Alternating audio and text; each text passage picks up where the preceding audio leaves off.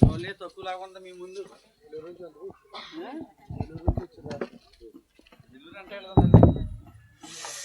దేవుని స్తోత్రం. హల్లెలూయా.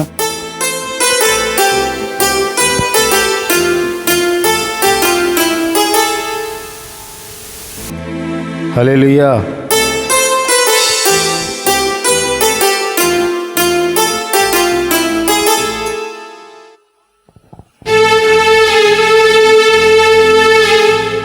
నీ సిలువ వలన సంహారమాయను, అంతవరకున్న ద్వేషం.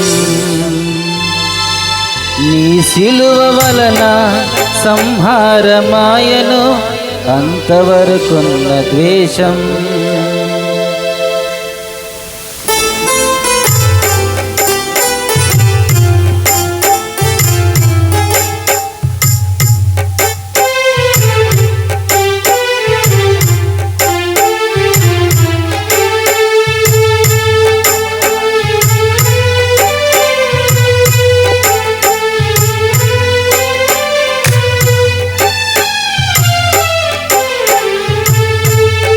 నీ సిలువ వలన సంహారమాయను, అంతవరకున్న ద్వేషం. నీ సిలువ వలన సంహారమాయను, అంతవరకున్న ద్వేషం. తొలగించబడెను మధ్యావరోధం, తొలగించబడెను మధ్యావరోధం. చేసితివి ఉభయులను ఏకం, చేసితివి ఉభయులను ఏకం. స్తోత్రాల ధూపం ఆత్మీయ గానం యేసు నీకే అర్పితం. స్తోత్రాల ధూపం ఆత్మీయ గానం యేసు నీకే అర్పితం. నీ సిలువ వలన సంహారమాయను, అంతవరకున్న ద్వేషం.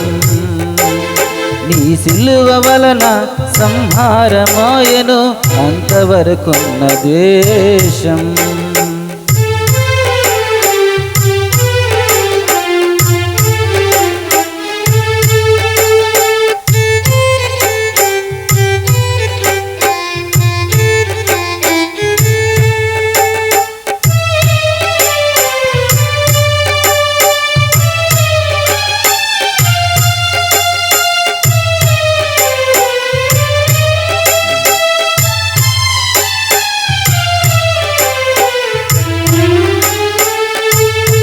జీవాధిపతి అయిన యేసు నిన్ను మరణముగ చేసింది ఆ సిలువయే.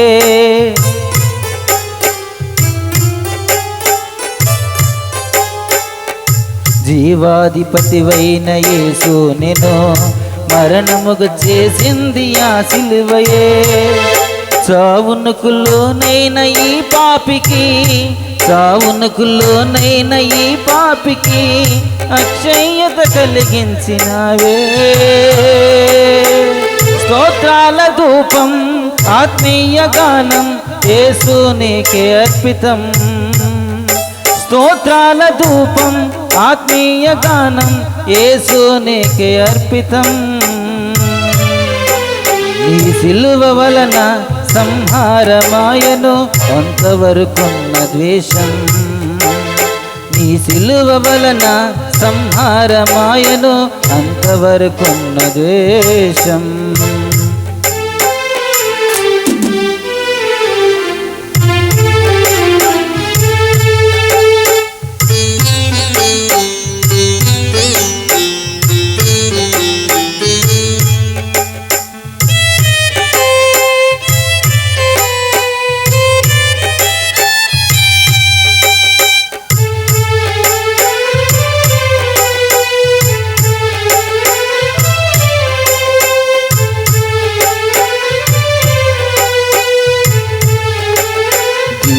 నెలవైన యేసు నిన్ను శాపముగా చేసింది ఆ సిలువయే. దీవెన నెలవైన యేసు నిన్ను శాపముగా చేసింది ఆ సిలువయే. శాపగ్రస్తుడునైన ఈ పాపికి, శాపగ్రస్తుడునైన ఈ పాపికి ఐశ్వర్యమిచ్చినవే. ధూపం ఆత్మీయ గానం యేసునికే అర్పితం. స్తోత్రాల ధూపం ఆత్మీయ గానం యేసునికే అర్పితం. నీ సిలువ వలన సంహారమాయను అంతవరకున్న ద్వేషం. నీ సిలువ వలన సంహారమాయను అంతవరకున్న ద్వేషం. తొలగించబడెను మధ్యావరోధం, తొలగించబడెను మధ్యావరోధం. చేసితివు బయలును ఏకం, చేసితివు బయలును ఏకం. స్తోత్రాల ధూపం ఆత్మీయ గానం యేసునికే అర్పితం. స్తోత్రాల ధూపం ఆత్మీయ గానం యేసునికే అర్పితం. దేవుని స్తోత్రం. హల్లెలూయా.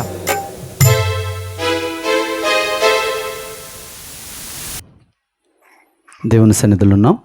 దేవుని సన్నిధిలో ఉన్నప్పుడు దేవునికి విధేయులుగా మాత్రమే ఉండాలి. రైట్, కూడి వచ్చిన మీ అందరికీ నా ప్రత్యేకమైన వందనాలు. నాతోటి సంఘ పెద్దలు కూడా నా ప్రత్యేక వందనాలు తెలియజేస్తున్నాను. అలాగే ఇంతవరకు కాచి కాపాడిన తండ్రి అయిన దేవునికి నా ప్రత్యేక స్తుతులు చెల్లిస్తూ, ఇంత ఘనమైన కూడికను ఏర్పాటు చేసినటువంటి కుటుంబం వారికి, డాక్టర్ గారికి, తల్లిదండ్రులకు, వారి బంధుమిత్రులకు, వారికి కలిగిన సమస్త శుభాలు తెలియజేస్తున్నాను. అలాగే ఈ ప్రత్యేక సమయంలో వచ్చినటువంటి మాస్టర్ గారికి, తమ్ముడు కిషోరం గారికి నా ప్రత్యేక వందనాలు. రైట్, ఆరాధనలో మీరిద్దరు లేచి నిలబడతలేదు, అది సభకు విరుద్ధంగా ఉంది, కరెక్ట్ కాదు.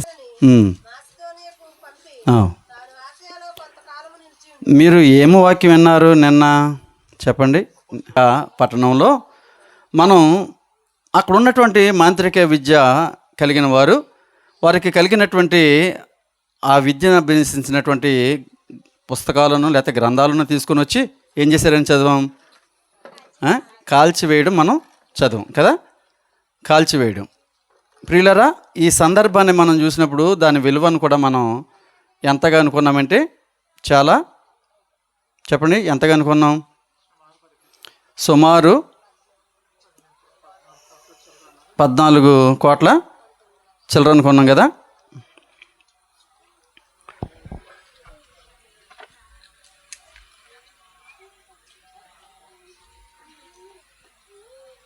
క్రీస్తు మార్గము గురించి చాలా అల్లరి కలిగాను. ఎలాగనగా దేమేత్రియను ఒక కంసాలి అర్తిమీదేవికి ఈ వెండి గుళ్ళను చేయించడం వలన ఆ పనివారికి మిగుల లాభము కలుగజేయుచుండెను.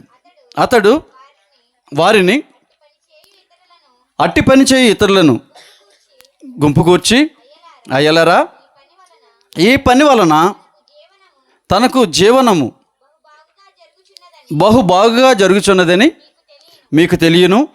అయితే చేతులతో చేయబడినవి దేవతలు కావని ఈ పౌలు చెప్పి ఎఫెసులో మాత్రమే కాదు, దాదాపు ఆసియా అన్నంతటా బహుజనమును ఒప్పించి త్రిప్పి ఉన్న సంగతి మీరు చూచి వినియు ఉన్నారు. మరియు ఈ మనవృత్తి యందు లక్ష్యము తప్పిపోటే కాక మహాదేవి అయిన అర్తిమీదేవి యొక్క గుడి కూడా తృణీకరింపబడి ఆసియా అన్నంతటను భూలోకమందును పూజింపబడుచున్న ఈమె యొక్క గొప్పతనము తొలగిపోవునని భయము తోచుచున్నదని వారితో చెప్పాను. అక్కడికి ఆగుదాం. 28వ వచనం, 28వ వచనం కదా, 27 ఆఖరికి వచ్చాం కదా. రైట్, మంచిది ప్రియులరా. ఆ కాలం ముందు క్రీస్తు మార్గమును గూర్చి చాలా అల్లరి కలిగెను. ఎలా అనగా దెమెత్రి అనేటువంటి ఒక కంసాలి వాడు. కంసాలిని ఏమంటాం ఇంగ్లీష్లో చెప్పండి? గోల్డ్ స్మిత్ అంటాం కదా. ఈ దెమెత్రిని ఏమనొచ్చు? డయానా. డయానా అనేది దెమెత్రి కాదు. ఎవరు మరి? అర్తిమీదేవి అన్నా, నేను డయానా దెమెత్రి అన్నా? సరే, రైట్, ఓకే, విందాం. ఈ దెమెత్రి అనేవాడు కంసాలవాడు. కంసాలి అంటే ఇంగ్లీష్లో ఏమంటారంటే గోల్డ్ స్మిత్ అంటారు కదా, కానీ వీడు గోల్డ్ స్మిత్ కాదు. ఏ స్మిత్ వీడు? Silver Smith. అంటే వెండి మాత్రమే ఆ పనులను చేసి, ఆ దేవాలయాలను చేసి, లేకపోతే ఆ నమూనాలను చేసి అమ్మేవాడు. వీడు చేసినటువంటి అల్లరి అంత ఎంత కాదు. ఎవరి గుడిని అతను తయారు చేస్తున్నాడు అంటే అర్తిమీదేవి. ఇప్పుడు చెప్పండి, అర్తిమీదేవికి ఇంకొక పేరు డయానా కదా. డయానా అనే పేరు మీరు ఎప్పుడైనా విన్నారా? ఎవరి పేరు అది చెప్పండి. చార్లెస్, కింగ్ చార్లెస్ యొక్క పేరు, ఆ భార్య పేరు డయానా. ఆ డయానా ఎప్పుడు పుట్టిందంటే 1861లో ఆమె 1981లో పుట్టింది ఆవిడ. తర్వాత ఆమె పుట్టిన 20 సంవత్సరాలకి వివాహం చేసుకుంది. వివాహం చేసుకున్న తర్వాత ఆమె ఎక్కడైతే తన ఇప్పుడు మనం ఈ డయానా అనే ఆవిడ చరిత్ర ఎక్కడంటే మనం చూస్తున్నట్టు రోమ్లో కాదు, ఇక్కడెక్కడ వీళ్ళ చరిత్ర ఇంగ్లాండ్లో జరుగుతున్నట్టు చరిత్ర కదా. ఇంగ్లాండ్ అంటే ఏంటి? అక్కడది యునైటెడ్ కింగ్డమ్లోకి సంబంధించింది కదా. అక్కడ ఆ రాణి ఎవరి పేరు పెట్టుకుందంటే దమిత్రి దేవి పేరు పెట్టుకుంది. రైట్, మనం చూద్దాం. అర్తిమీదేవి అనేది ఎఫెసులో పెద్ద పేరు మూసినటువంటి దేవత అన్నాం కదా. ఈ దేవత యొక్క మందిరాన్ని ఎవరు కట్టించారంటే ఇది ప్రపంచ వింతల్లో ఒక వింత. ఏది చెప్పండి? డయానా, ఓకే, డయానా దేవత అనండి, అర్తిమీదేవి అనండి, ఎవరైనా ఆమె కొరకు కట్టినటువంటి దేవాలయం ఏదైతుందో అప్పటి కాలంలో ప్రపంచ వింతలలో, ప్రపంచానికి ఎప్పుడు కూడా 7 వింతలు ఉంటాయి. ఆ 7 వింతలలో ఒక వింత ఎవరంటే అర్తిమీదేవి దేవాలయం. ఆ దేవాలయాన్ని ఒక సందర్శన ప్లేస్గా కూడా, పర్యాటక కేంద్రంగా కూడా యునెస్కో దాన్ని గుర్తించడం మనం చూడగలుగుతాం చరిత్రలో. సరే, ఇకపోతే ఆ డయానా దేవత గురించి ఇంత ప్రాముఖ్యంగా చెప్పాల్సినటువంటి అవసరం ఏముందంటే, ఆమె యొక్క దేవాలయాన్ని కట్టినటువంటి రాజు ఎవరంటే లిడియా చక్రవర్తి. లిడియా అనేది ఎక్కడుంది? లూదియా, అంటే తెలుగులో లూదియా అంటాం కదా మనం. లూదియా అనేది ఎక్కడుంది అంటే మనం చూస్తున్నాం కదా, ఇది గ్రీస్ దేశము లేక టర్కీ దేశం చూస్తున్నాము కదా. ఆ దేశం యొక్క పశ్చిమ భాగాన్ని ఉంటుంది ఈ లిడియా. ఈ లిడియాని పరిపాలించినటువంటి ఆఖరి రాజే ఈ దేవాలయాన్ని కట్టినటువంటి రాజు. ఈ లిడియా చక్రవర్తులు క్రీస్తు పూర్వము 1180 సంవత్సరం నుంచి 547 సంవత్సరం వరకు కూడా వీరు అగ్రగాములుగా విరజిల్లారు ఈ రాజులు. వీరి కాలంలో కట్టినటువంటి ఈ దేవాలయానికి మంచి ఆదరణ కలిగింది. అంత మాత్రమే కాకుండా ఈ లిడియా చక్రవర్తి ప్రపంచంలోనే కోటీశ్వరుడిగా పేరు గడించాడు. ఇప్పుడు మనం ప్రపంచంలో కోటీశ్వరుడు ఎవరంటే ఎవరో ఒకరి పేరు చెప్తాం కదా. అలా ఆ రోజుల్లో ప్రపంచ కోటీశ్వరుడు అనేటువంటి ఈయన ఈ దేవాలయాన్ని కట్టించాడు. ఈ లిడియా రాజధాని ఏంటంటే మనం చూస్తాం, ఏం చూస్తాం చూడండి. ప్రకటన గ్రంథంలో 3వ అధ్యాయంలో ప్రారంభాన్ని ఒక మాట వ్రాయబడి ఉంటుంది. ప్రకటన గ్రంథము, సార్దీస్లో ఉన్న సంగపు దూతకు ఇలాగూ వ్రాయుము, 7 నక్షత్రములను దేవుని 7 ఆత్మలను గలవాడు. అక్కడ ఏ సంఘం అని చెప్పాడు? సార్దీస్లో ఉన్నటువంటి సంఘం అన్నాడు కదా. అంటే లిడియా దేశం యొక్క రాజధాని సార్దీస్ అనమాట. మీకు అర్థమైందా? ఇప్పుడు ఈ సంఘం 7 సంఘాలు ఉన్నాయి కదా ప్రకటన గ్రంథంలో. ఈ 7 సంఘాలు చాలా ప్రాముఖ్యమైన స్థలాల గురించి ఈ అపోస్తల కార్యాల గ్రంథము వివరించడం మనం చూస్తాం. అంటే ఆషామాషి వ్యక్తుల గురించి కాదు, కానీ అంతటి స్థానాన్ని ఒక విశ్వాసి, క్రీస్తు సంఘంలో చేర్చబడిన విశ్వాసికి ఇచ్చి ఎవరు? లూకా గారు ఈ గ్రంథాన్ని వ్రాయడం జరుగుతుంది.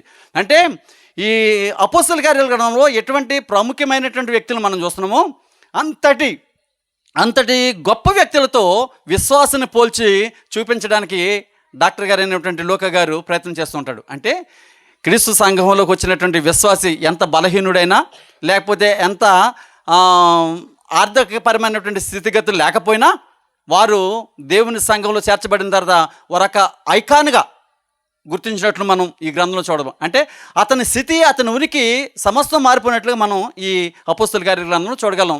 ఈ అపోస్తుల కార్యాల గ్రంథంలో జరిగినటువంటి కార్యాలలో ప్రాముఖ్యంగా నిర్ధారించబడినటువంటి విశ్వాసి ఎవరైతే ఉన్నారో అతనే మనమే అతనిగా ఈ రోజున ఈ గ్రంథాన్ని మనం చూడగలుగుతాం.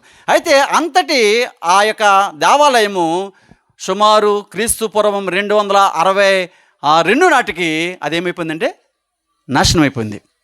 ఇంతటి వైభవంగా ఉన్నటువంటి ఆ దేవాలయము క్రీస్తు పూర్వము 262 సంవత్సరానికి తోర్స్ తెగవ అనేటువంటి ఒక తెగవారు ఆ దేవాలయం మీద దాడి చేసినప్పుడు ఆ దేవాలయం అంతా కూడా సమూల ధ్వంసమైపోయింది. అంత మాత్రమే కాకుండా ఈ దేవాలయాన్ని కట్టినటువంటి ఈ లీడియా చక్రవర్తి ఎవరైతే ఉన్నాడో అతను క్రీస్తు పూర్వము 466లో ది గ్రేట్ కింగ్ ఎవరు? సైరస్. తెలుసా? సైరస్ కోరెష్ తెలుసా? కోరెష్ యొక్క చేతిలో ఓడిపోయాడు. ఎవరంటే ఎవరు? లీడియా. వినండి, ఎప్పుడైతే ఈ దేవాలయము నాశనం చేయబడిందో అదే రోజున ది గ్రేట్, మీరు అన్నారు కదా ఎవరు? అలెగ్జాండర్ పుట్టినటువంటి రోజు అది. ఈ దేవాలయము ఏ రోజునైతే నాశనమైందో, ఇది చరిత్ర, ఇది ఆషామచ్చిగా మనం చెప్పుకునేది కాదు. అదే రోజున ది గ్రేట్ అలెగ్జాండర్ ఏం చేశాడు చెప్పండి? పుట్టాడు. ఎక్కడ? గ్రీసు దేశంలో అలెగ్జాండర్ పుట్టాడు. ఆ దేవాలయము ధ్వంసమైనటువంటి రోజున ఈ అలెగ్జాండర్ గారు పుట్టారని చెప్పడానికి చరిత్ర సాహసించిందంటే ఈ బైబిల్ గ్రంథంలో జరుగుతున్నటువంటి ఈ సంఘటనలు సత్యాలా అసత్యాలా? అలెగ్జాండర్ తెలుసు కదా, అంటే మనకు తెలవకపోయినా ఎవరికి తెలుసు? చరిత్రకి తెలుసు. అంటే క్రీస్తు యొక్క ఈ గ్రంథాన్ని అంగీకరించిన వారికి ఈ విషయాలు ఎలా ఉంటాయంటే చెంపపెట్టిగా ఉంటాయి. కాబట్టి ఇది సజీవమైన గ్రంథం. ఇందులో వ్రాయబడినటువంటి ప్రతి మాట సజీవమైనటువంటి మాటలు. ఈ మాటలు మన ఉనికికి, ఏ ఉనికికి? ప్రస్తుత కాలమందు ఉనికికి, రాబోయే పరలోకపు ఉనికికి కూడా ఇవి నిర్దేశాలుగా కనబడతాయి. కాబట్టి ఎంతటి చరిత్ర కలిగినటువంటి ఈ గ్రంథాన్ని మనం ధ్యానిస్తున్నప్పుడు, లేకపోతే ఈ గ్రంథాన్ని మనం ఓన్ చేసుకున్నప్పుడు ఎంత జాగ్రత్తగా బ్రతకాలి అంటే చాలా జాగ్రత్తగా బ్రతకాలి. ఏ యోగ్యత లేని మనకు దేవుని కృప వలన ఇంతటి ధన్యత కదా. ఒకప్పుడు నిరాకరింపబడిన మనము ఈ రోజున ఏం చేయబడుతున్నాం? ఒకప్పుడు తృణీకరింపబడిన మనము ఈ రోజున ఏం చేయబడుతున్నాం అంటే అనేక మందిలో తన ప్రజల ప్రధానులతో కూర్చుండేటువంటి గొప్ప భాగ్యాన్ని, దేశాన్ని పరిపాలించేటువంటి గొప్ప ధన్యతను చూడండి. పెంట కుప్పల మీద నుండి ఆ బ్రతుకులలో ఉన్నటువంటి ఆ జనాంగాన్ని దేవుడు దేశాన్ని పరిపాలించేటువంటి మనుషులుగా చూస్తున్నాడంటే ఈ భూలోకంలో మనకు కలిగినటువంటి ఈ ఆధిక్యము కేవలము దేవుని కృప వలనే అనాగరికులుగా, అనాథలుగా, తృణీకరింపబడిన వాడిగా మనం మిగిలిపోయినప్పుడు దేవుడు తన మహాకృప చేత ఎక్కడి నుంచి పంపించాడు చెప్పండి? రోమ్ అనేటువంటి మహాపట్టణం నుండి సువార్తను ఎక్కడైతే ఆ సువార్తకు ఆటంకాలు కలిగాయో అక్కడ నుండే ఆ సువార్త. గమనించండి, నీరో చక్రవర్తి మనం చెప్పుకుంటూ ఉంటాం కొంచెం క్రీస్తు శకము 72 ఆ ప్రాంతంలో ఆ యొక్క రోమ సామ్రాజ్యాన్ని తగలబెట్టినటువంటి వ్యక్తి కూడా పిడేలు అని చెప్తారు. ఎవరు? నీరో చక్రవర్తి అని చెప్తాడు.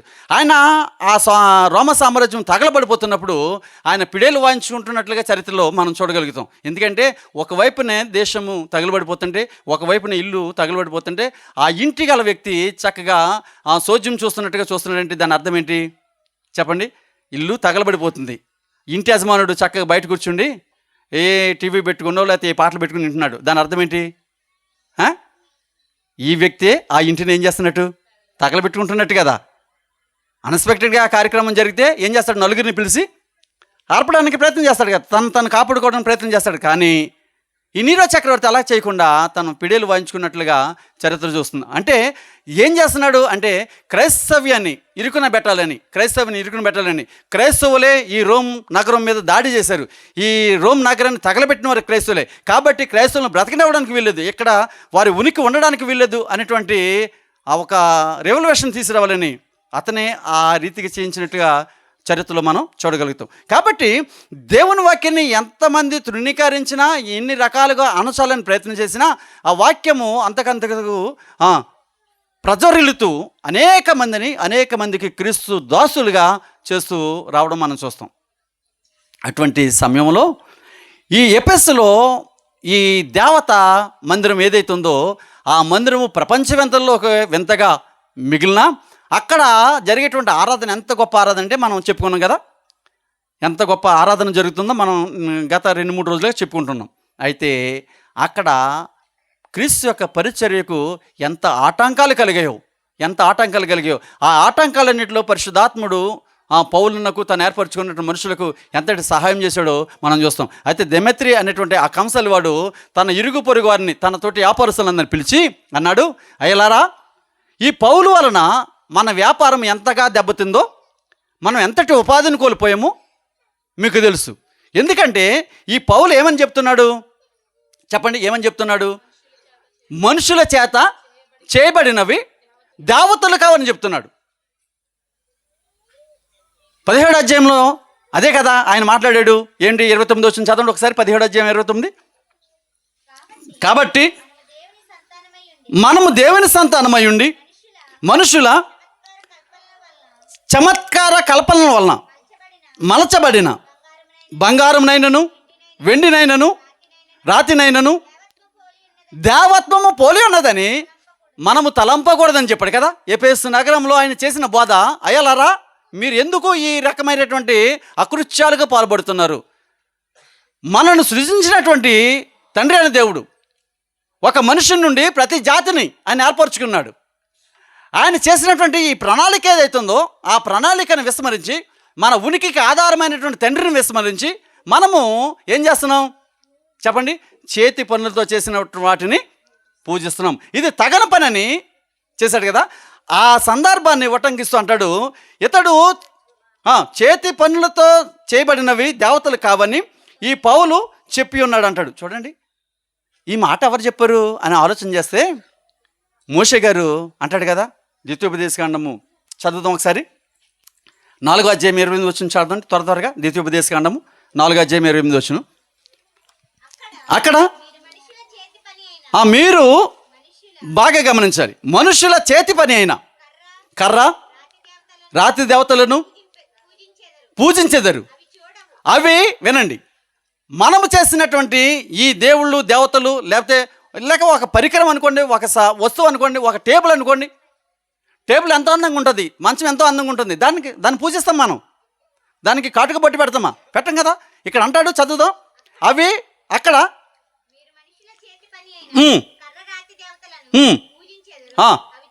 అవి చూడవు, వినవు, తినవు, వాసన చూడవు.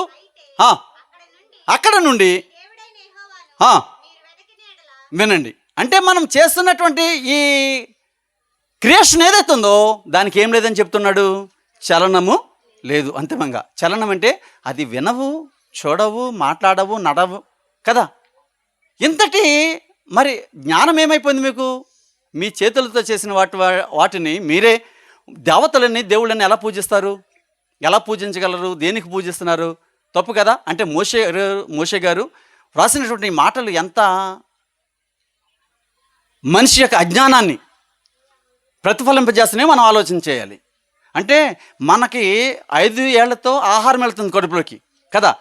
ఏది మంచిదో మనకు తెలుసు. చెడు ఆహారం మనం తీసుకుంటామా? 2 రోజుల కిందట ఉన్నటువంటి ఆహారం తీసుకుంటామా? ఎందుకు తీసుకోము? కారణం ఏంటి? మనకు తెలుసు మంచి చెడ్డ ఏదో.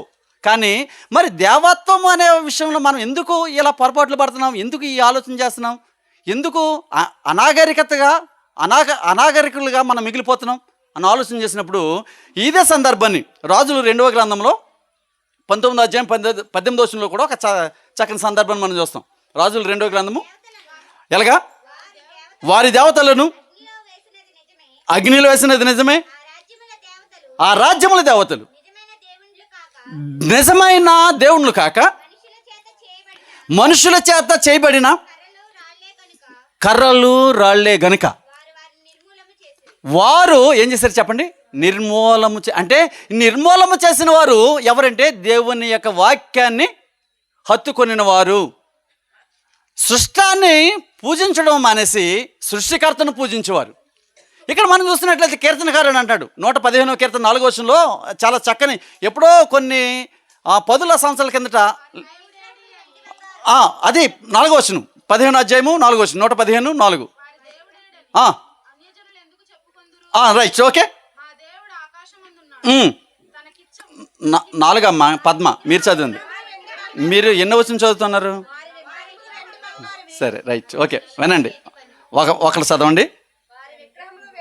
వారి విగ్రహములు వెండి బంగారములు, అవి మనుషుల చేతి పనులు, వాటికి నోరుండియో పలుకవు, కనులుండియు చూడవు, చెవులుండియు వినవు, ముక్కులుండియు వాసన చూడవు, చేతులుండియు ముట్టుకొనవు, పాదములుండియు నడువవు, గొంతుకతో మాట్లాడవు, వాటిని చేయువారు వాటి యందు ఏమించారు చెప్పండి? ఎందుకు ఉంచారండి? వీటి యందు నమ్మకం ఎందుకు ఉంచారు అంటే, వాటి వలన ఏం కలుగుతుంది వారికి? జీవన ప్రాప్తి కలుగుతుంది. ఎంత చక్కగా మాట్లాడాడు. ఏమని? వాటి గురించి మరలా చదవండి ఒకసారి. అవి వెండి బంగారం అయినను, అవి మనుషుల చేతి పనులే, వాటికి మనవలే ఏముంది?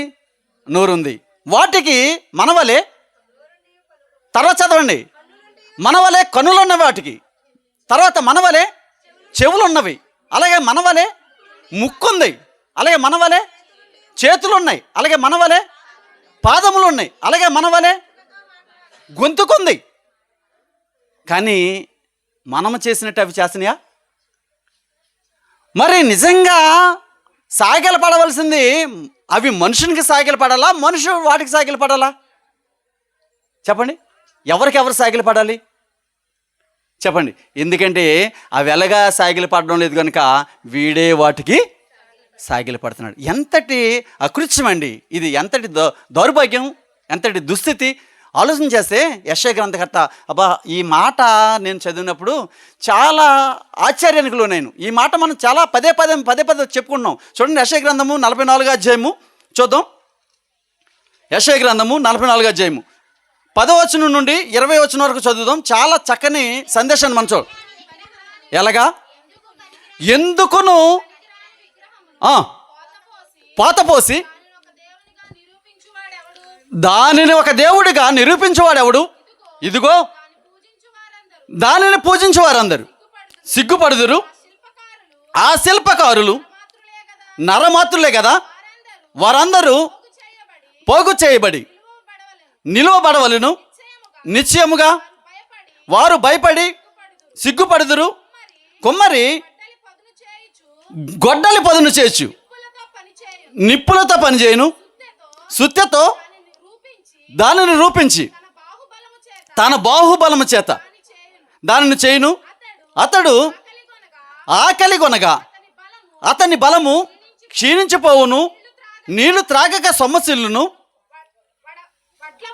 వడ్లవాడు నూలు వేసి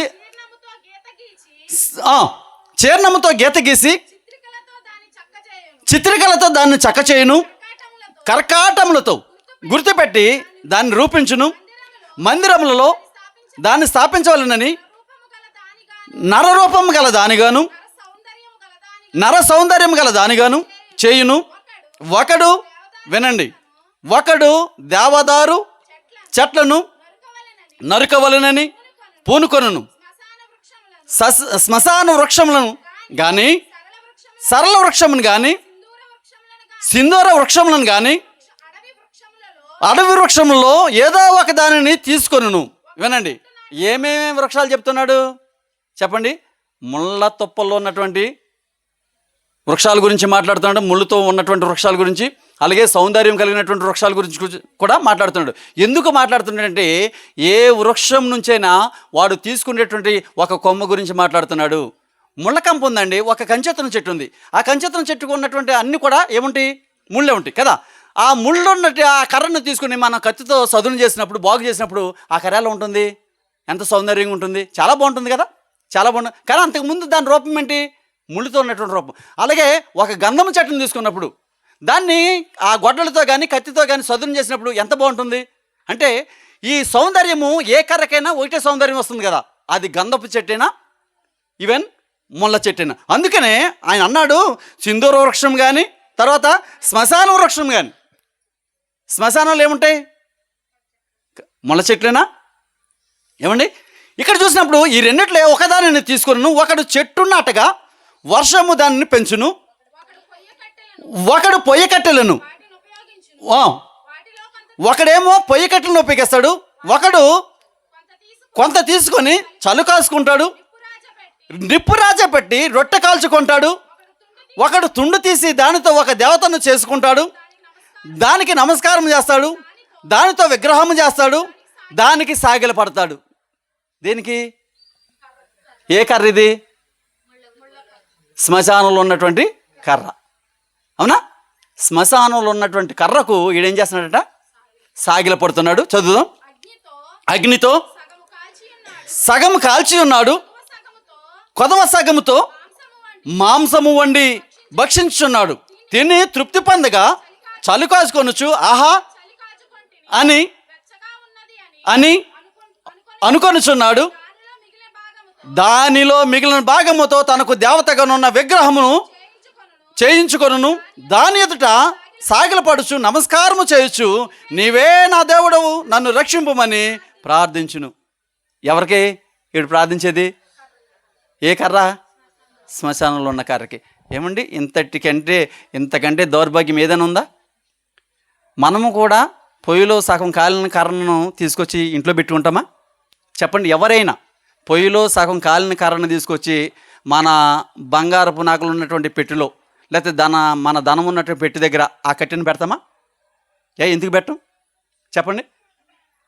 ఉదాహరణకు శ్మశానంలో ఎన్నో పొలాలు కాలిపోతుంటాయి కదా, తర్వాత ఏదైనా కొన్ని పొలాలు మిగిలి ఎందుకు తెచ్చుకోడు? చెప్పండి.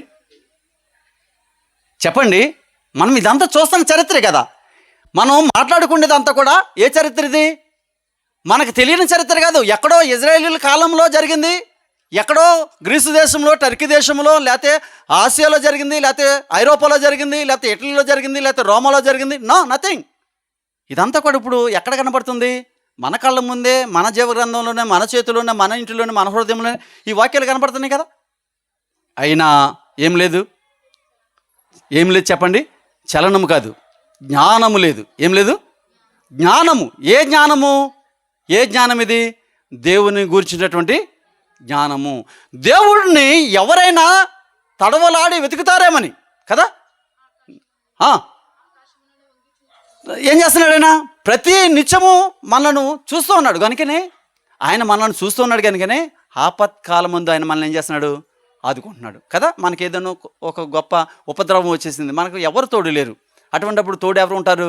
ఆయనే ఒక వ్యక్తితో మాట్లాడతాడు. నాయనా పలానా చోట నా భక్తి పరురాలు లేకపోతే నా భక్తుడు ఇటువంటి ఇబ్బందులు ఉన్నాడు అని ఆయనతో చెప్పడు. కానీ ఆ సమయానికి ఆ వ్యక్తిని నడిపిస్తూ వస్తున్నప్పుడు మన అవస్థను చూసి అతనే సహాయపడతాడు.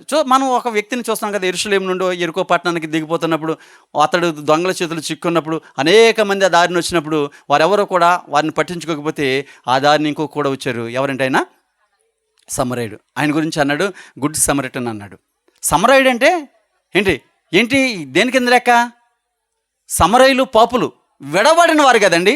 సమరయులు పాపులు ఎవరు? నిరాకరింపబడిన వారు. కానీ అతన్ని అన్నాడు ఆ మంచి సమరయుడు అన్నాడు. మంచి సమరయుడు అంటే చూడండి, నిరాకరింపబడిన వాడు ఒక మంచి సమరయుడిగా కీర్తి గడిస్తున్నాడంటే కారణం ఏంటి?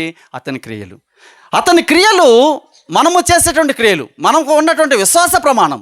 ఈ ప్రమాణము వాక్యమునకు తగిన రీతిలో మనము కలిగి ఉండాలి. వాక్యము ఏదైతే బోధిస్తుందో దానిని మనం తప్పనిసరిగా ఏం చేస్తూ ఉండాలి చెప్పండి?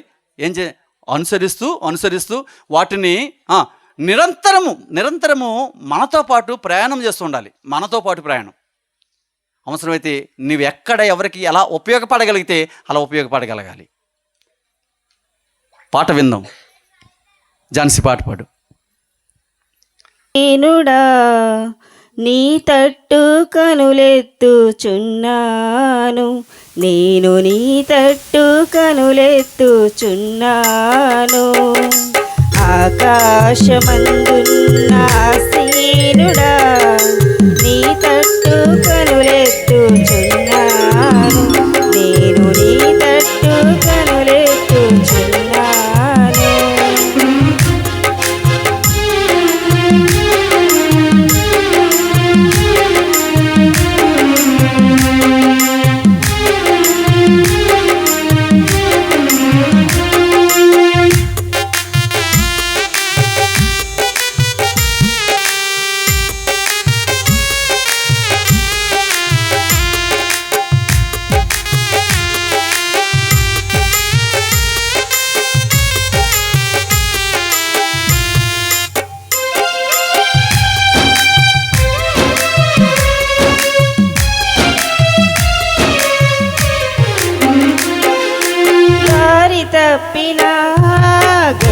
గొర్రెను నేను బాగు చేయుమా పరమ వైద్యుడా దారి తప్పిన గొర్రెను నేను దారి కనక తిరుగుచున్నాను కరుణించుమా యేసు కాపాడుమా నీ తట్టు కనులెత్తుచున్నాను నేను నీ తట్టు కనులెత్తుచున్నాను ఆకాశమందున్న ఆసీనుడా నీ తట్టు కనులెత్తుచున్నాను నేను నీ తట్టు కనులెత్తుచున్నాను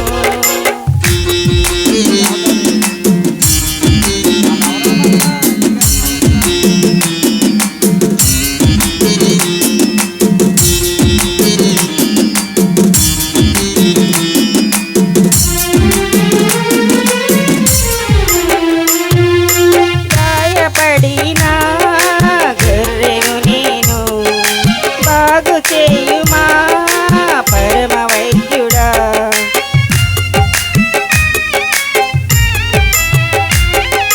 గాయపడిన గొర్రెను నేను బాగు చేయుమా పరమ వైద్యుడా కరుణించుమా యేసు కాపాడుమా నీ తట్టు కనులెత్తుచున్నాను నేను నీ తట్టు కనులెత్తుచున్నాను ఆకాశమందున్న ఆసీనుడా నీ తట్టు కనులెత్తుచున్నాను నేను నీ తట్టు కనులెత్తుచున్నాను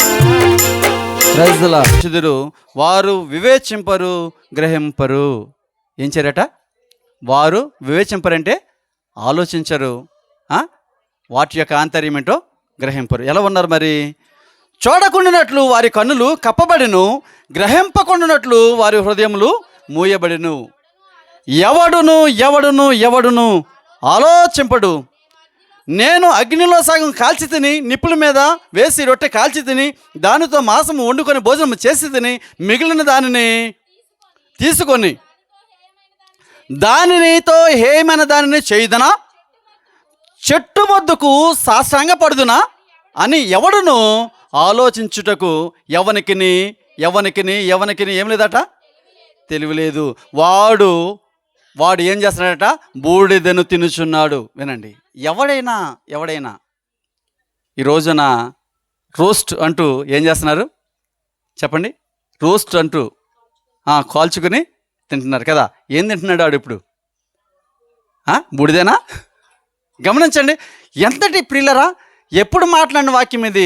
ఈ రోజున జరుగుతున్నటువంటి ఈ నాగరిక ప్రపంచం అనుకుంటున్నాం, కానీ ఎంత అనాగరికంగా మన జీవిత విధానం, మన జీవన శైలి సాగుతుంది. వాడు ఏం చేస్తున్నాడంటే బూడిదను తినుచున్నాడు. వాని మనసు మోసపోయినదై తప్పుదారిని వారిని తీసుకొని పోవచ్చున్నది.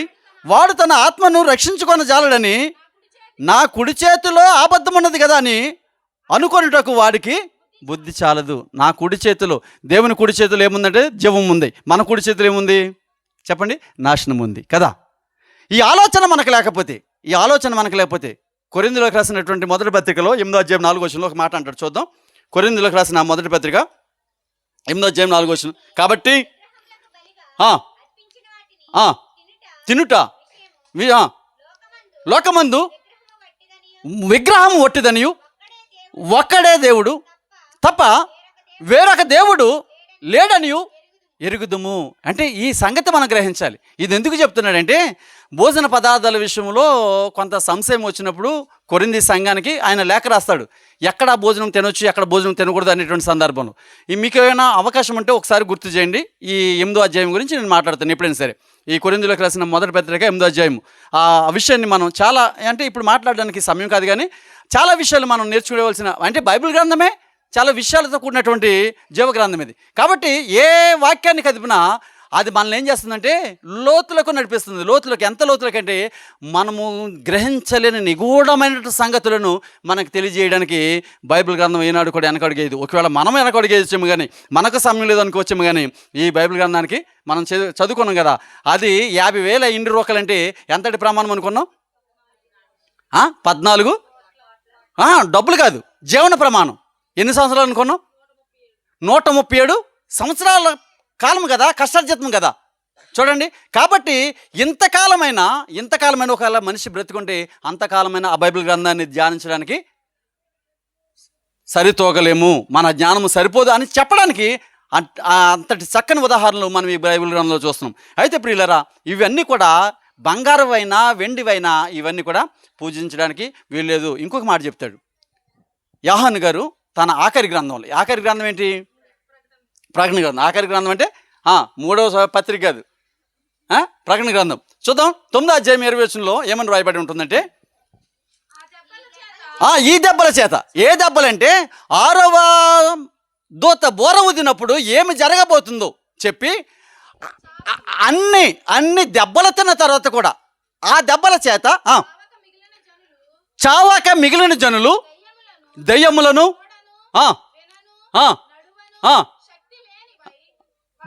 వినండి, ఏ శక్తి లేవంట? చూడవట, వినవట, నడువవట, తెలివి లేనివట, ఆ శక్తి లేనివట.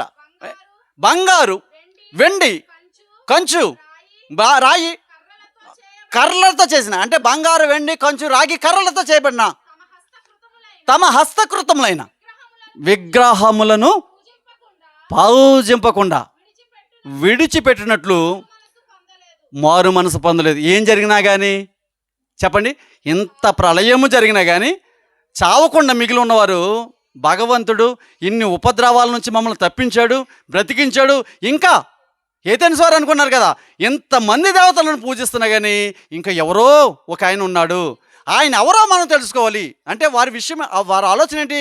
ఏదో ఒక క్రొత్త విషయమును కనుగొనడం, అనేక మందికి చెప్పడం, దీని మీద ఆసక్తి కలిగి ఉన్నారు. కనుకనే వారు ఎంతమంది దేవుళ్ళు కలిగి ఉన్నా ఇంకా జీవం కలిగిన దేవుడో లేకపోతే మనల్ని నడిపిస్తున్న దేవుడో అదృశ్య శక్తి ఏదో ఉంది అనేటువంటి ఆలోచన కలిగి వారు తెలియబడని దేవునికని ఒక బలిపీఠం ఏర్పాటు చేసినప్పుడు ఆ తెలియబడని దేవుడు ఎవరైతే ఉన్నారో ఆ దేవుడిని మీకు తెలియజేస్తున్నాను, ఆ సువార్తనే పట్టుకుని వచ్చాను.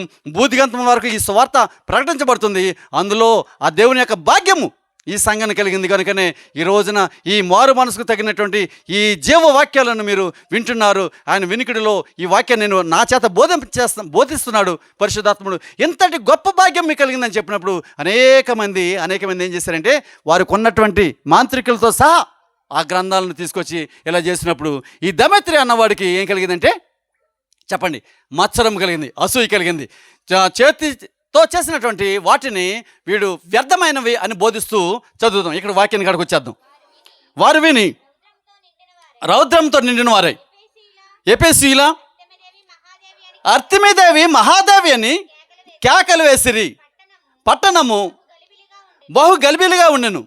మరియు వారు పౌలుతో ప్రయాణమై వచ్చిన మాసిదోనియా వారైన గాయును అరిస్తరకును పట్టుకొని దొమ్మిగా ఎక్కడికి? నాటకశాలలోకి చొరబడిరి అన్నారు. ఈ నాటకశాల అనేది ఎక్కడుంది చెప్పండి. ఈ అర్తెమీదేవి దేవాలయం ఎక్కడుంది? ఎఫెసులో ఉంది కదా. ఈ జరిగే సంఘటన అంతా ఎక్కడమ్మా? ఎఫెసులోనా? అర్తెమీదేవి ఎక్కడుంది? ఎఫెసులోనేనా? అది ప్రపంచ వింతలోకి వింతని చెప్తున్నామా? అక్కడ ఈ నాటకశాల అన్నాడు కదా, నాటకశాల. ఆ నాటకశాల దాని పేరేంటంటే యాంఫీ థియేటర్. ఆ నాటకశాలలో ఎంతమంది పడతారంటే కొంచెం ఇంచుమించుగా 25,000 మంది పెట్టేటువంటి సామర్థ్యం కలిగినటువంటి ఆ థియేటర్ అంట. అది ఏ థియేటర్? అది థియేటర్ అంటే ఏంటి? దాని అర్థం మనం సినిమా హాల్ అంటాం కదా. వినండి, సినిమా హాల్ అనండి, నాటకశాల అనండి, అందులో కెపాసిటీ ఎంతంట? ఇప్పుడు మనం ఇక్కడ సపోజు ఒక 100, 120 మంది, 150 మంది ఉన్నాం కదా. ఇక్కడ ఆడిటోరియం అనండి, లేకపోతే మీరు ఏదైనా కానివ్వండి, ఒక థియేటర్ అనండి, ఏదైనా కానివ్వండి, దాని యొక్క కెపాసిటీ ఎంతంటే 25,000 మంది పెట్టే కెపాసిటీ. 25,000 మంది పెట్టే కెపాసిటీ అంటే ఎంత ఉండాలి చెప్పండి? ఎంత ఉండాలి? ఎంత ఉంటుంది? ప్రపంచాలలో వింతలు కదవి. చూడండి, దేవుడు ఎక్కడ తన అద్భుతాలు చేస్తున్నాడు అంటే ఏదో పనికిరాని స్థలాల్లోనూ పనికి వాళ్ళు మరి మధ్య కాదండి. దేవుడు తన అద్భుతాలు గనులైన వారి మధ్య ఘనముగా ఎంచబడిన స్థలాలలో చేస్తున్నాడు. అంతటి సువార్తను గనులకు మాత్రమే అందించబడినటువంటి సువార్త బలహీనమైనటువంటి మన దగ్గరకు పరిగెట్టుకొచ్చింది. చూసారా, ఆ సువార్త మన ముందు ఆగిపోయింది. ఆ సువార్త మనల్ని దాటి వెళ్ళిపోలేదు. వినాలి, ఆ సువార్త ఏమీ అవ్వలేదు, మనల్ని దాటి వెళ్ళిపోలే. ఒకవేళ మనల్ని దాటి వెళ్ళిపోతే మన బ్రతుకేమైపోను. గనుకనే మన బ్రతుకులలో దేవుడు ఏముంచాడు ప్రియులారా, అంతటి 25,000 మంది పట్టేటువంటి కెపాసిటీ కలిగినటువంటి ఆ థియేటర్లోకి ఎవరిని తీసుకెళ్తున్నారు చెప్పండి? ఇద్దరిని తీసుకెళ్తున్నారు కదా. ఇద్దరిని తీసుకెళ్ళినప్పుడు అనేక వేల మందిలో ఇద్దరిని దోషులుగా నిలబడినప్పుడు ప్రియులారా గమనించండి. సంసోను గురించి మనకు తెలుసు కదా. సంసోను గురించి మనకు తెలిసినప్పుడు ఆ ఫిలిష్తీ సర్దారులు సంసోన్ని ఎలా కట్టేశారు? 2 స్తంభాల మధ్య కట్టేశారు. కట్టేసి తనను ఇష్టాసారంగా కొట్టి పొడిచి రెక్కి చేసి తన కళ్ళు ఓడబెరికి ఏం చేస్తానంటే ఆ కర్కశమైనటువంటి ఆ సన్నివేశాన్ని బట్టి అతనికి చేసినటువంటి గాయాలను బట్టి వారందరూ కూడా సంతోషిస్తూ ఉన్నారు. అక్కడ ఎంతమంది ఉన్నారని చదువాం మనం? కొంచెం ఇంచుమించుగా 3,000 మంది కదా. ఒకే దినాన్ని ఎంతమంది కూలిపోయారు అన్నారు? 3,000 మంది. ఇప్పుడు 3,000 మంది కాదు, ఈ థియేటరు అంతమంది పట్టడానికి సామర్థ్యం కలిగిందని చెప్పడానికి కారణం ఏంటంటే అన్ని వేల మంది ఎవరి మీద? పౌలు యొక్క శిష్యులైనటువంటి లేకపోతే ఏర్పరచుకున్నటువంటి బిడ్డలు అనండి, గాయు మీద, అరిస్తార్కు మీద ఏం చేస్తున్నారంటే నెపాన్ని మోపడానికి లేకపోతే వారిని చిత్రవద చేయడానికి నడిపిస్తున్నారు. గమనించండి, అంటే 25,000 మంది పట్టే సామర్థ్యం కలిగినటువంటి ఆడిటోరియం అంటే థియేటర్ అంటే ఎంత క్లౌడ్ ఉంటుంది. 25,000 మధ్య ఇద్దరు మనుషులు నిలబడినప్పుడు ఎలా ఉంటుందండి? ఆ ప్రాణాలు వాళ్ళ దగ్గర ఉంటాయా? ఏమండి, ఒక పోలీస్ స్టేషన్కి వెళ్తేనే వాడి ప్రాణం వాడి దగ్గర ఉండదు కదా. సింహంలాగా నిలబడినోడు అక్కడ ఏమవుతాడు? పిల్లిలాగా మొఖం మీద కూర్చో అంటే ఏం చేయాలి? కూర్చోవాలా? బట్టలు ఇప్పు అంటే ఏం చేయాలి? వాడు అండర్వేర్తో కూర్చోబెట్టవాడిని అంటాడు. అండర్వేర్తో కూర్చోబెట్టాలి కదా, కూర్చోవాలి కదా. నేను రాజుని, నేను వత్తాదిని, నేను మోతుబారిని, నా వెనక 2,000 ఎకరం ఉందంటే నో నథింగ్. 2,000 ఎకరాల్లో ఉన్నవాడిని కూడా ఏం చేస్తాడు చెప్పండి? ఒంగోబెట్టేస్తాడు అంతే. కానీ దేవుని వాక్యము నీతోటి ఎలా మాట్లాడుతుంది? చాలా మృదువుగా మాట్లాడుతుంది, కఠినంగా మాట్లాడడం లేదండి. ఏ రోజున కూడా దేవుడు కఠినమైన మనసుతో నీతో మాట్లాడలేదు. ఎటువంటి మాటలతో? మృదువైనటువంటి మాటలతో. ఒకని తల్లి వానిని ఆదరించినట్లుగా నేను మిమ్మల్ని తల్లి వల్ల ఆదరిస్తానని చెప్తున్నాడంటే ఏ తల్లి అయినా తన బిడ్డను కొడుతుందా? ఒకవేళ కొట్టినా చంపడానికి కొడుతుందా? లేకపోతే తనకి ఒక సక్రమైన మార్గాన్ని నడిపించడానికి కొడుతుందా? చాలామంది తల్లులు చీపురు పుల్లలతో కొడతారు కదా, ఉన్నారండి. చీపురు పుల్లే పౌలు కానీ శిష్యులు వెళ్ళని లేదు.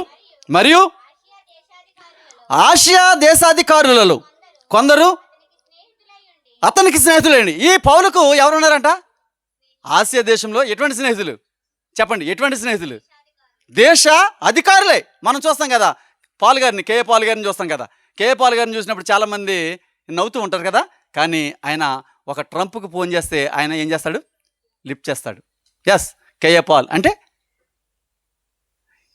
మనము ఒక జోకర్గా చూడొచ్చు, లేకపోతే ఒక హాస్యాస్పదంగా చూడొచ్చు. కానీ మనం ఎవరికైనా ఒక సీఎం గారితో, ఒక సపోజ్ నారా చంద్రబాబు నాయుడు గారితో మాట్లాడాలంటే మనం సరిపోతామా? కానీ నారా చంద్రబాబు గారు కాదు, జగన్ గారు కాదు, వీళ్ళందరూ కూడా పౌలు గారికి ఎటువంటి వారు? ప్రధాని మోడీతో కూడా మాట్లాడగలిగినటువంటి సామర్థ్యం, విదేశాల మంత్రులతో, రాజ్యాధికారులతో మాట్లాడగలిగే సమర్థుడు పౌలు గారు. కానీ ఇక్కడ పౌలు గారి గురించి మనం చూసినప్పుడు పాల్ గారు అన్నా పౌలు గారు అన్నా ఒకటే, కేఏ పాల్ అన్నా కేఏ పౌలు అన్నా ఒకటే. అర్థమైందండి? ఈ పౌలు గారిని చూసినప్పుడు ఆయనకి ఎవరున్నారంట? ఆసియా దేశం అందంతటా, ఆ రాష్ట్రంలో కాదండి, ఆ జిల్లాలో కాదు, లేకపోతే ఎఫెస్ పట్టణంలో కాదు, ఎక్కడ చెప్పండి? ఆసియా దేశం అందంతటా స్నేహితులై ఉన్నారు. నీవు నాటకశాలలోకి వెళ్ళవద్దని వేడుకొనిరి. ఆ సభ గలిబిలిగా ఉండను కనుక కొందరు ఇలాగునా కొందరు అలాగునా కేకలు వేసిరి. తాము ఎందు నిమిత్తము కూడుకొనిరో చాలామందికి తెలియదట. అంటే అన్ని వేల మంది ఉన్నప్పుడు ఎవరికి తెలిసింది చెప్పండి? ఒక మీటింగ్కి వెళ్తాం మనం, కొన్ని లక్షల మంది ఉన్నప్పుడు ఆయన ఏం మాట్లాడతాడో వీడికి తెలీదు. కానీ వీడు వెళ్ళి చక్కగా అక్కడ పెట్టినటువంటి ఆ భోజనమో పలహారమో లేకపోతే వాటర్ ప్యాకెట్లో డ్రింక్సో ఆ జీతం ఏదో తీసుకుని వచ్చేస్తాడు. కానీ ఆ నాయకుడు ఎందుకు పిలిచాడో తెలియదు, ఏం చెప్పాడో తెలియదు చాలామందికి. ఇక్కడ అలాగే ఉంది. ఎలాగుందంటే వారు ఎందుకు తెలియదు. అప్పుడు యూదులు అలెగ్జాంద్రుని ముందుకు త్రోయగా కొందరు సమూహములో నుండి అతన్ని ఎదుటికి తెచ్చిరి, సైగ చేసి ఉండెను. అయితే అతడు యూదుడని వారు తెలుసుకున్నప్పుడు అందరూ ఏకశబ్దంతో 2 గంటల సేపు అర్తెమీదేవి మహాదేవి అని ఎంతసేపు అంట? ఎప్పుడు వచ్చేసింది బలం వీళ్ళకి చెప్పండి?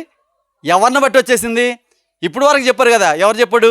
పౌలు గారు కొరింథీకి రాశాడు, అదే యోహాను గారు ప్రకటన గ్రంథంలో రాశారు, అదే యెషయా గ్రంథకర్త చెప్పాడు, అదే ఎవరు చెప్పారు? మోషే గారు చెప్పాడు.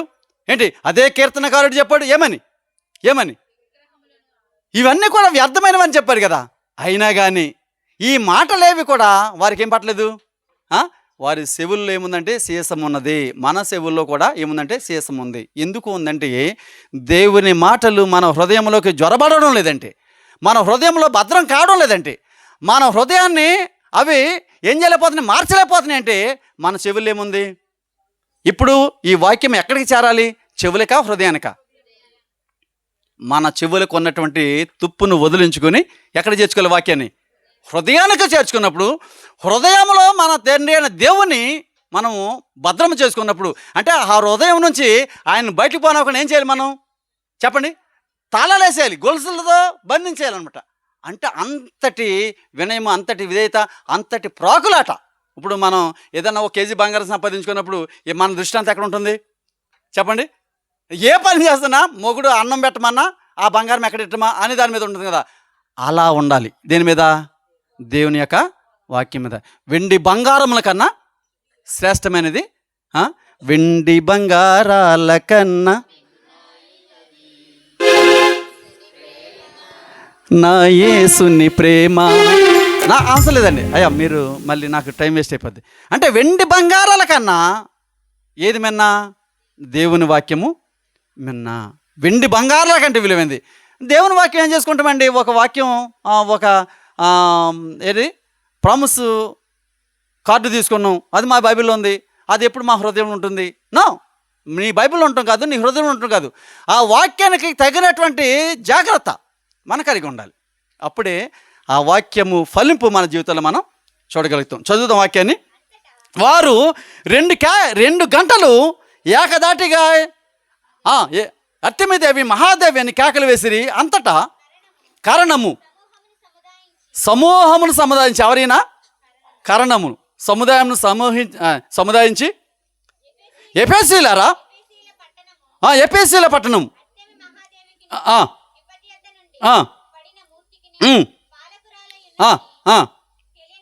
వినండి. ఈ అర్తెమీదేవి మనం ఏమనుకున్నాం కదా, డయానా అన్న అర్తెమీదేవి అని ఒకలే అనుకున్నాం కదా.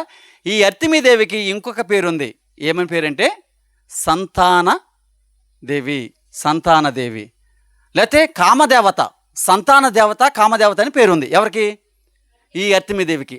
అంటే ఎవరికైతే సంతానం లేదో వారు వెళ్ళి ఈ అర్తెమీదేవిని పూజించినప్పుడు వారిలో ఉన్నటువంటి బలహీనతలను సరిచేసి, వారికి ఉన్నటువంటి సెక్సువల్ కాంటాక్ట్స్లో ఏ బలహీనతలు ఉన్నాయో, డాక్టర్ గారు ఏ బలహీనతలు ఉన్నాయో మీలో అని చెప్తున్నారో అటువంటి బలహీనతలన్నీ కూడా ఈ దేవత సరిచేసి.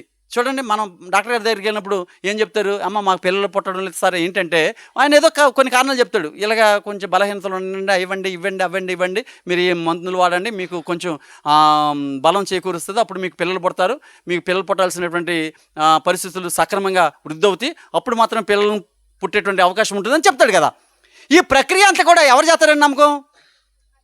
మరి అటువంటిప్పుడు డాక్టర్స్ ఎందుకండి? ఇప్పుడు ఏ చోటకైనా వెళ్ళినప్పుడు మనుషునికి సాధ్యం కానిది ఏ దేవుడైనా ఏ దేవత అయినా చేసినట్టు మనం చూడగలిగామా? లేదు. ఎందుకు లేదంటే ఒక బైబిల్ గ్రంథంలోనే మనుషులకు అసాధ్యమైన వాటిని సుసాధ్యాలుగా చూడగలిగాం కదా. ఏ గ్రంథంలో కూడా ఈ విషయాలు మనం చూడలేం. కాబట్టి ఇక్కడ అంటాడు, చక్కని మాట చదువుదాం. పద్మ చదువు. ఎఫెసీలారా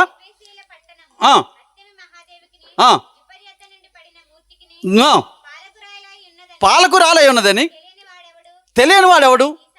ఈ సంగతులు నిరాక్షేపమైనవి గనుక మీరు ఏం చేయాలి? మనం ఏదైతే నమ్ముతున్నామో వాటికి ఏం లేదు చెప్పండి, ఏం లేదు. నిరాక్షేపమైనవి అంటే ఏంటి దాని అర్థం? చలనం లేవు కాదు, ఆధారం లేనివి. మనం ఏదైతే నమ్ముతున్నామో వాటికి ఏం లేదు, ఆధారం లేదు. ఇప్పుడు బైబిల్లో చెప్పిన సంగతులు నమ్మడానికి ఆధారం ఉంది కదా. ఎలా ఉంది? ఇప్పుడు సపోజ్ ఏ అర్తిమీదేవి దేవాలయం అయితే చూస్తున్నామో ఆ దేవాలయాన్ని పాడు చేసినటువంటి చరిత్ర మనం చూస్తాం. ఆ దేవాలయం ఎప్పుడైతే పాడైందో అదే రోజున ది గ్రేట్ అలెగ్జాండరు పుట్టినట్టుగా మనం చూస్తాం. ఆ దేవాలయాన్ని ధ్వంసం చేయక ముందు ఆ రాజు ఎవరైతే ఉన్నారో లీడియా చక్రవర్తి, ఆ చక్రవర్తి ప్రపంచంలో కోటీశ్వరుడిగా చరిత్రలో చూస్తాం. ఆ ప్రపంచ కోటీశ్వరుడు అనేటువంటి ఆ చక్రవర్తిని ది గ్రేట్ సైప్రస్ అంటే సైరస్ అనేటువంటి గొప్ప నాయకుడు. ఎవరు ఆ నాయకుడు అంటే పర్షియా రాజు. ఇప్పటికీ ఆ సైరస్ అనేటువంటి వ్యక్తి పర్షియా దేశానికి ఎలాగొన్నాడంటే నేషన్ ఆఫ్ ది ఫాదర్గా ఉన్నాడు. ఇప్పుడు India nation of the father అంటే ఎవరని చెప్తాం? గాంధీజీ అని చెప్తామా? ఇండియాక జాతి పితామోహుడు అంటే ఎవరని చెప్తాం? గాంధీజీ అని చెప్తాం. అలాగే పర్షియా దేశం యొక్క ఫాదర్ ఆఫ్ నేషన్ ఎవరంటే ఎవరు చెప్తాం? కోరేషు. ఈ కోరేషు చేతుల్లోనే ఈ లీడియా చక్రవర్తి ఏమైపోయాడు? ఓడిపోయాడు. మరి ఇదంతా చరిత్ర కదా. ఈ చరిత్ర ఎక్కడ రాస్తున్నాడు అంటే సార్దీస్లో ఉన్నటువంటి ఆ సంఘం అని చెప్తున్నాడు కదా. ఈ సార్దీస్ దేనికి రాజధాని అంటే లీడియా దేశానికి రాజధాని. మరి ఇదంతా గొప్ప చరిత్ర అయినప్పుడు దీనిని కాదని ఎవడికి దమ్ముంది నిరూపించడానికి? చరిత్రలోకి వెళ్తే ఎవడైనా ఈ సత్యాలను ఏం చేయాలి చెప్పండి? ఈ బైబిల్ దగ్గరికి వచ్చి మోకరెళ్ళాలి. అందుకనే అనేక మంది బైబిల్ దగ్గరికి వచ్చినప్పుడు ఏం చేశారు చెప్పండి? దాసులైపోయారు. దేవుని స్తోత్రం చెప్దాం. బైబిల్ దగ్గర వచ్చినటువంటి పండితులు ఈ బైబిల్కు దాసులైపోయి బైబిల్ని ప్రపంచవ్యాప్తం చేశారు. ఆ బైబిల్ కొరకు కుటుంబము నిరాకరించిన, బంధువులు నిరాకరించిన, ధిక్కరించిన, అవమానాలు ధిక్కారాలు ఎదురైనా ఆ బైబిల్ను చేతబట్టుకుని అనేక మంది తన కుటుంబాలను విడిచి, తనకు కలిగిన సమస్తాన్ని విడిచి ఆ ఒక బైబిల్ తోటి బ్రతుకు జీవుడు అంటూ రోడ్డెక్కేసి అనేక మందికి సువార్తను ప్రకటించి ఈ రోజున భారతదేశంలో మన తెలుగు రాష్ట్రాల్లో ఎంతో గొప్పవారిగా పేరు గడించడానికి గల కారణం ఏంటి? వారి గ్రంథాలు వారికి అటువంటి ఖ్యాతిని గడించలేకపోయాయి. కానీ ఈ గ్రంథం ఎందుకు ఇచ్చింది అంటే ఎక్కడైతే సత్యం ఉంటుందో అక్కడ ఏముంటుందంటే జీవం ఉంటుంది. దేవుని స్తోత్రం చెప్తాం. ఎక్కడైతే సత్యం ఉంటుందో అక్కడ జీవం ఉంటుంది. ఆయన అన్నాడు, అందుకనే నేనే మార్గమును, నేనే సత్యమును, నేనే. యోహాను సువార్తికుడు ఈ మాట చెప్పడానికి ఎంత తాపత్రయపడ్డాడు చూడండి. 14:7 మనం చూస్తాం. యోహాను సువార్త 14:7 చూస్తాం. చదవండి ఒకసారి.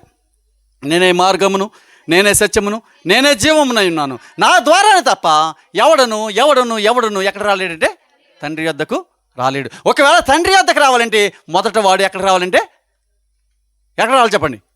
ఎక్కడ రావాలి? క్రీస్తు దగ్గరకు రావాలి. వాడు క్రీస్తు దగ్గరకు వస్తే క్రీస్తు ఆత్మ వాడిని ఎక్కడ నడిపిస్తుంది? బాప్తిసానికి నడిపిస్తుంది. ఎప్పుడైతే వాడు బాప్తిసం పొందుకున్నాడో, బాప్తిసం పొందిన తర్వాత ఈ 40 దినాల కొరకు మనం ఎలా నాజూరు చేయబడ్డము, ప్రత్యేకించబడము, అలాగా క్రీస్తు కొరకు ప్రత్యేకించబడిన వారుగా బ్రతుకుతారు. అలా క్రీస్తు కొరకు ప్రత్యేకంగా బ్రతికిన వారు నిత్యరాజ్యాన్ని స్వతంత్రించుకుంటారు. అందుకని పౌలన్నాడు, నా వెనుకున్న వాటిని మరిచి పరుగు పందెంలో నేను పరిగెడుతున్నాను అంటాడు. కారణం ఏంటంటే ఆ పత్రిక రాయడానికి గల కారణం ఏంటంటే మనం చూస్తాం కదా, ఏథెన్స్ అనేది దేనికి ప్రసిద్ధి?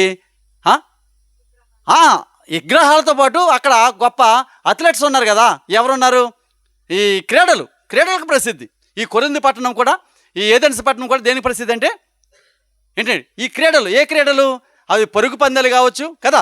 తర్వాత అప్పటి క్రీడలు ఏవైతున్నావో వాటి ప్రధానంగా ఏ కాలంలోనైనా పరుగు పందాలు అనేవి చాలా ప్రాముఖ్యంగా మనం చూస్తాం. ఒక వ్యక్తిని ప్రభుత్వ ఉద్యోగంలో తీసుకోవాలంటే, ఒక కానిస్టేబుల్ గానో లేకపోతే ఒక సైనికుడిని తీసుకోవాలంటే ఏం పెడతారు? తప్పనిసరిగా పరుగు పందెం పెడతారు కదా. లాంగ్ జంపు, హై జంపు ఇవి ఎలాగున్నా కానీ పరుగు పందెం కంపల్సరీ పెట్టాలి. అందుకనే పౌలు తన పత్రికలో ఆ సంఘటనకు రాస్తూ నా పరుగు అంటాడు. నా పరుగు అంటే మీరు ఈ లోక సంబంధమైన వాటి వరకు బహుమానం పొందాలని ఎలా పరిగెట్టారో అలాగే క్రీస్తు ఇచ్చేటువంటి జీవకిరీటం పొందాలని నేను కూడా అలా పరిగెడుతున్నాను అని చెప్తాడు. అంటే ప్రతి ఓడు ఓపిక తెచ్చుకుని ఈ యొక్క పరిచర్యలో ఏం చేయాలి? తప్పనిసరిగా పాలుభాగస్తులు కావాలి. నేను వాక్యాన్ని ముగిస్తున్నాను. కొంచెం చదువుకుని వాక్యాన్ని ముగించుకుందాం. చదువుదాం. ఏది కూడా ఈ జరిగిన సంఘటనలన్నీ మనకు తెలుసు. ఇవి నిరాక్షేపమైనవి, నిరాధారమైనవి కనుక ఏదియు కంగారు పడి చేయకుండా చదువమ్మా. కంగారు పడకుండా ఆవశ్యకము. మీరు ఈ మనుషులను తీసుకుని వచ్చి వీరు చెప్పండి, వీరు ఎటువంటి వారు కాదు? మీరు తీసుకుని వచ్చినటువంటి ఈ మనుషులు ఎవరైతే ఉన్నారో వారు దొంగలు కాదు, మన దేవతను దూషింపలేదు, దేమేత్రికిని అతనితో కూడా ఉన్న కంసాలకును ఎవరి మీదనైనను వ్యవహారం ఏదైనాను ఉన్నాయడలా న్యాయసభ జరుగుచున్నవి, అధిపతులు ఉన్నారు గనుక వారు ఒకరితో ఒకరు వాద్యమాడవచ్చును. అయితే మీరు ఇతరులను గూర్చి ఏమైనాను ఉంటే అది క్రమమైన సభలో పరిష్కారం జరుగును. మనము ఈ గలిబిలిని గురించి చెప్పదగిన కారణం వల్ల మనకి ప్రతికూల పరిస్థితి ఎదురవుతాయేమో, జాగ్రత్త సుమి. కాబట్టి వీరు ఒకవేళ దొంగతనం చేశారా? నో. ఒకవేళ మనము ఆరాధిస్తున్నటువంటి ఈ దేవతను ఏమైనా దూషించారా? అది లేదు. వారు చేస్తున్నది ఏంటి? ఏమండి, క్రైస్తవ సమాజము ఏ రోజున కూడా ఎవరికి కూడా ఎటువంటి హాని కూడా చేసినట్టు ప్రపంచంలో మనం ఎక్కడ కూడా చూడమండి, చూస్తామా?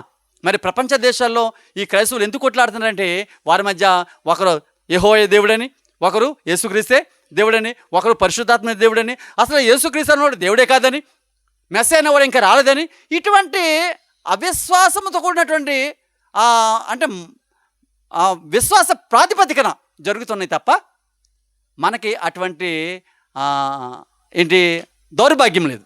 ఎందుకు లేదంటే మనకు అర్థమైంది ఎవరున్నారని, తండ్రి ఉన్నాడని, కుమారుడు ఉన్నాడని, పరిశుద్ధాత్ముడు ఉన్నాడని మనకు అర్థమైనప్పుడు ఆ వాక్యాన్ని బట్టి మనం ఎవరిని కనపరుస్తున్నాం? దైవత్వాన్ని, తండ్రి కుమార పరిశుద్ధాత్మ అనే దైవత్వాన్ని మనం కనపరుస్తున్నాం. కాబట్టి మనలో ఎటువంటి భేదం లేదు. ఈ భేదాల జోలికి వెళ్ళిన వాడికి ఏముండదంటే మనశ్శాంతి ఉండదు. కాబట్టి ఏ వ్యక్తి అయినా తండ్రి లేకుండా, కుమారులు లేకుండా, పరిశుద్ధాత్మ లేకుండా ఈ నిత్య రాజ్యంలో ప్రవేశించడం కష్టం. ఎందుకంటే తండ్రి అయిన దేవుడు అనాదిలోనే మనము మన పోలిక చెప్పిన నరులను సృజించుదామా అని చెప్పుకున్నప్పుడు తండ్రి అయిన దేవుడు, కుమారుడు అంటే యేసుక్రీస్తు, ఆదరణకర్తమైన పరిశుద్ధాత్మను వారు ముగ్గురు ఏకమై ఉన్నటువంటి రీతిలో మన మానవ ప్రణాళిక కొనసాగింది అనేటువంటి సత్యాన్ని మనం విస్మరించడానికి వీల్లేదు. తలలు వంచండి, ప్రార్థన చేసుకుందాం. రేపటి నుంచి వాక్యాన్ని